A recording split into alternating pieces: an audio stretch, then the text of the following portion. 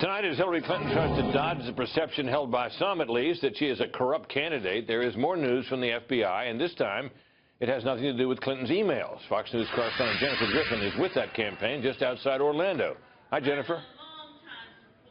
Hi, Britt. Well, there are far more protesters, pro-Trump protesters, outside Hillary Clinton's rallies here in Florida today. Hillary Clinton did not come back to talk to us on board the plane. She has not done so for several days. She's not really engaging with the traveling press since the announcement by the FBI director on Friday.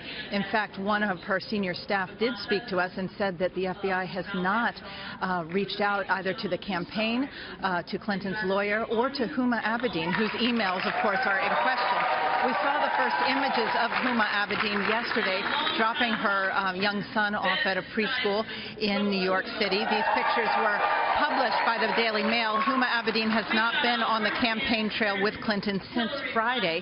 She used to never leave her side. Meanwhile, the campaign has another headache with the FBI today. The FBI released documents from a 2001 investigation into President Bill Clinton's pardon of Democratic donor Marc Rich, whose wife Denise donated heavily to the Clinton Library, you'll remember, $450,000. Clinton pardoned Marc Rich on the last day of his presidency, and the FBI says that they released those documents of the investigation because due to a FOIA request. The timing of the release so close to the election created more churn for the Clinton campaign.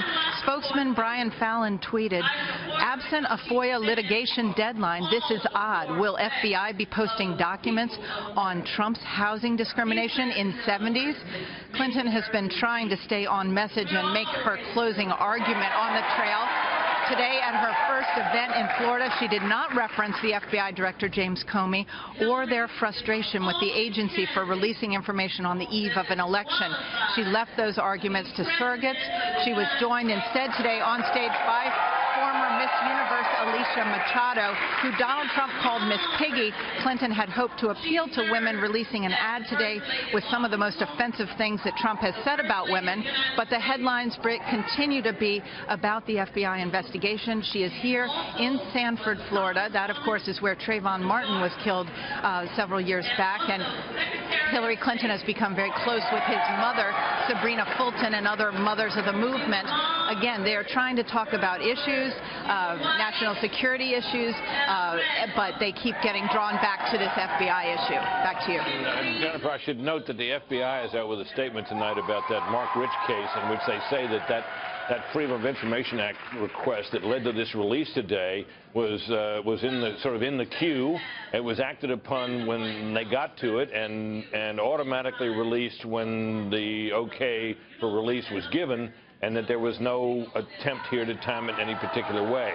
I don't know whether the Clinton campaign is aware of that, but I thought I'd pass that on.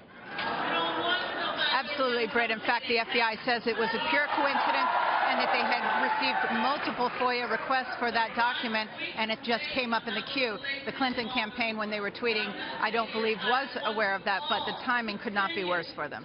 All right, Jennifer, thanks very much.